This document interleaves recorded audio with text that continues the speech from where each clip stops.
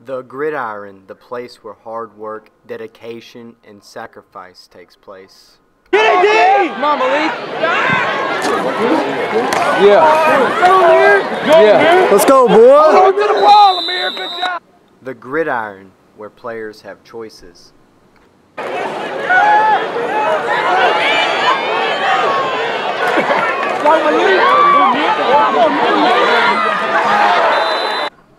The gridiron, where attitude means everything. Jack, how you doing today, man? To be honest, not really too good. The gridiron, where challenges are faced.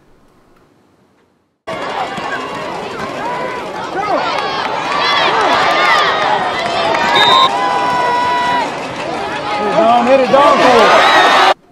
The gridiron, where you choose to face the challenges.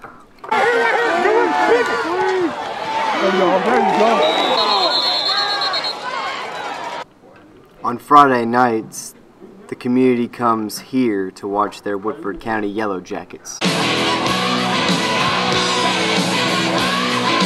On Friday nights, this is where the student section goes wild.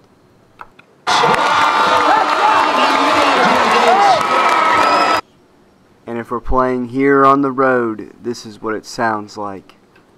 Every yellow jacket star will shine, we'll fight, fight, fight, roll up, roll away.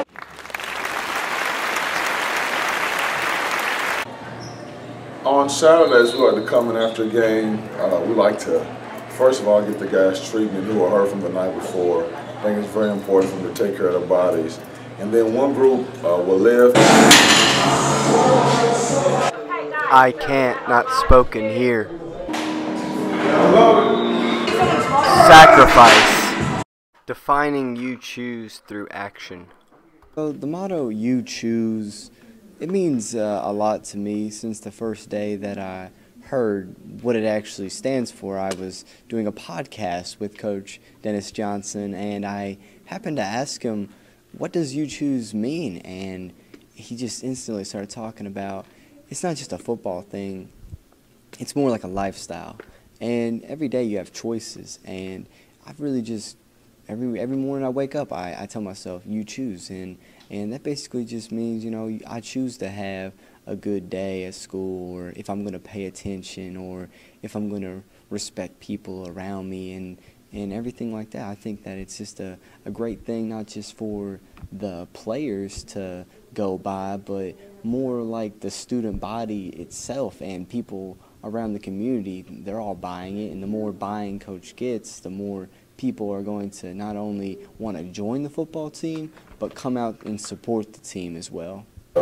You choose what kind of person you're going to be. We want all these young men to grow up to be men, and in doing that process, you got to make a lot of choices. You know, not only on the football field, but in the classroom, at home, how you treat your mother and father, the respect you have, your role as a young man in the community. So every day you have to make a choice, and you choose. You know, we can blame it on society or a lot of different factors, but ultimately it comes up to the decisions each and every person makes. So we talk a lot about you choose because we want these guys to make the right decisions.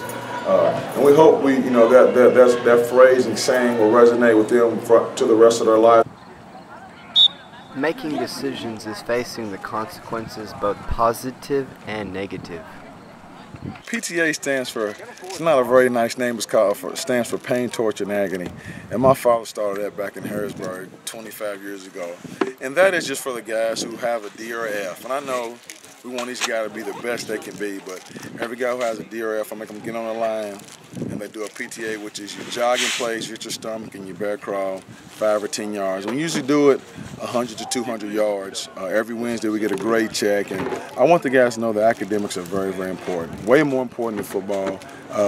Long after football is over, academics will take care of these young men and their families for the rest of their lives.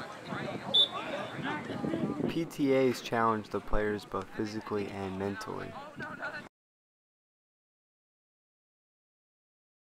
The Woodford County football team has a huge impact on the community because our fan support shows that. Every single game that we play at home, the stands are packed. they're ready to go. They're loud throughout the game. The student section is what really gets the team going. And even if we're playing on the road or home, the fans are always there. They're traveling. They're really supportive of what we're doing. As coming as a coach, I think it's more important than just being a football coach. I think it's having a positive impact on young men's lives. I think football is a big part of their life, but I think you can impact them in so many more ways. So I've hired coaches who have a positive impact, and we're hard on the guys. You know, we want them from be young men to men. So we push them hard. We have a high expectation level, but those guys are seeming to respond. I think the light for a lot of the guys is coming on academically, athletically, the way they carry themselves in the community. So it's very important.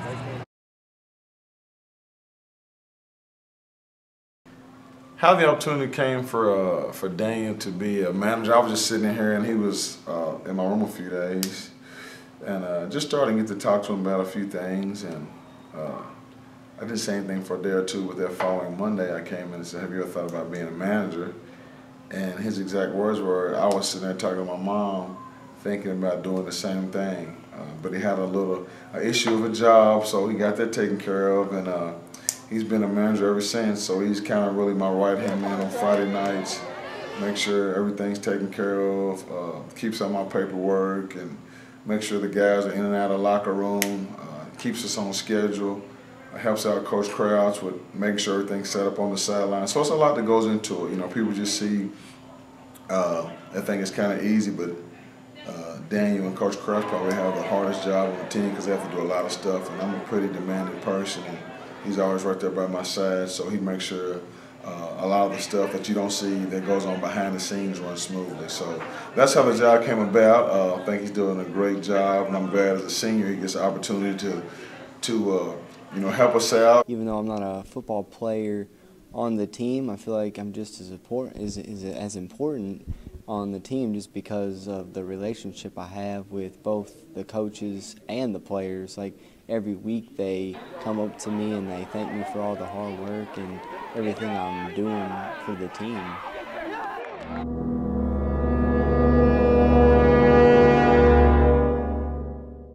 So on Saturday, it was after we played Nelson County on Friday night.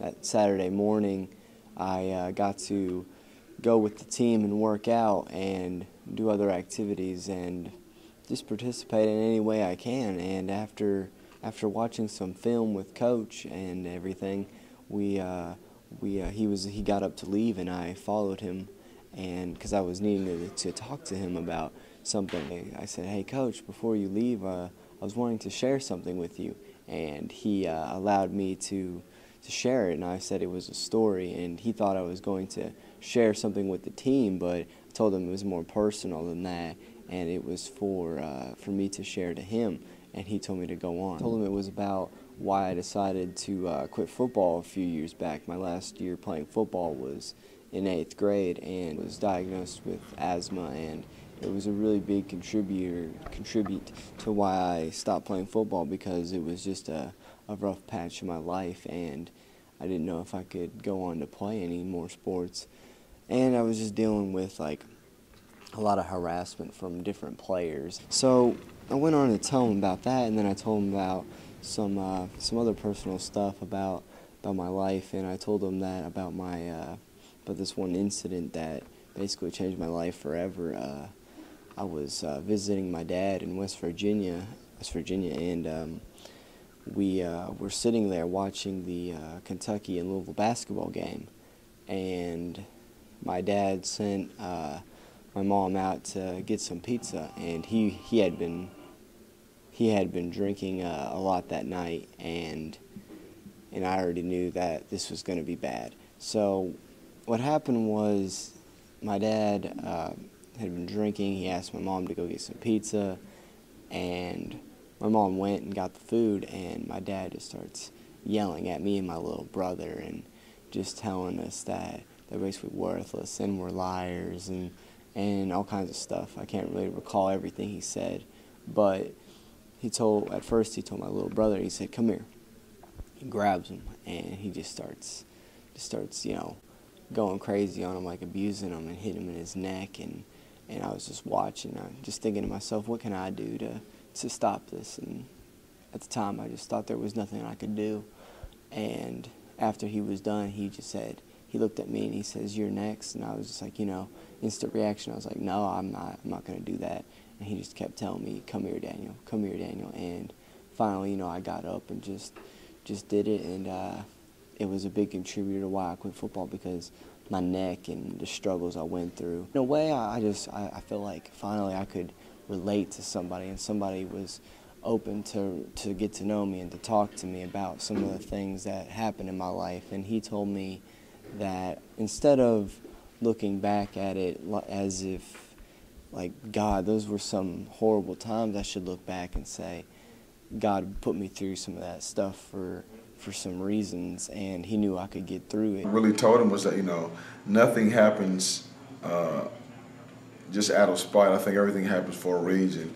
And some of the stuff he experienced in his life, as he gets older and has children, I think he'll be able to remember those times and make sure his household is put in a better situation. But I told him, you know, everything should make you, it either draws you or drives you, you know, makes you stronger. And I think, you know, I believe, you know, my personal beliefs are God doesn't put you in any situation that you can't handle. And so I think some of the situations he's been through, some of the situations I've been through, situations everybody's been through, it's not by chance. It's to make you a stronger person. And if you're able to look at it like that, I think you have a stronger and better outlook on life, which will in turn make you a stronger young man. And when you get into manhood, you'll be able to reflect on those things when you have kids yourself and make your kids better people. So nothing happens by chance, and I was going to have a conversation, and we're able to build a relationship where we can talk about things other than just football or the day-to-day happenings in Woodford County. We can kind of get to a more intimate level, because I want to be able to build a relationship with everybody who I come in contact with. You know, I always use the phrase, I don't live in a glass house, so I'm not scared to tell my story, and I'm glad we were able to have a conversation about his story, and I think, you know, iron sharpens iron, and we were able to do that last Saturday.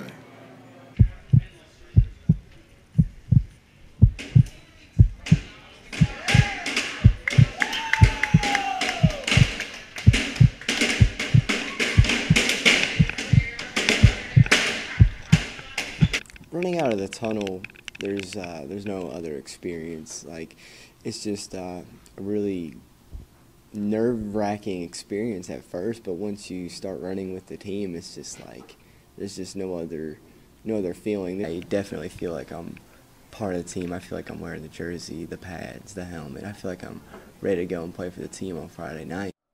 I definitely wish that everyone could get the experience. My story relates to the motto, "You choose," is because even though I've been through some hard times in my life, I've just chosen to move on from those and to keep on going with my life. If you're strong-minded and you believe in yourself, you can overcome just about anything.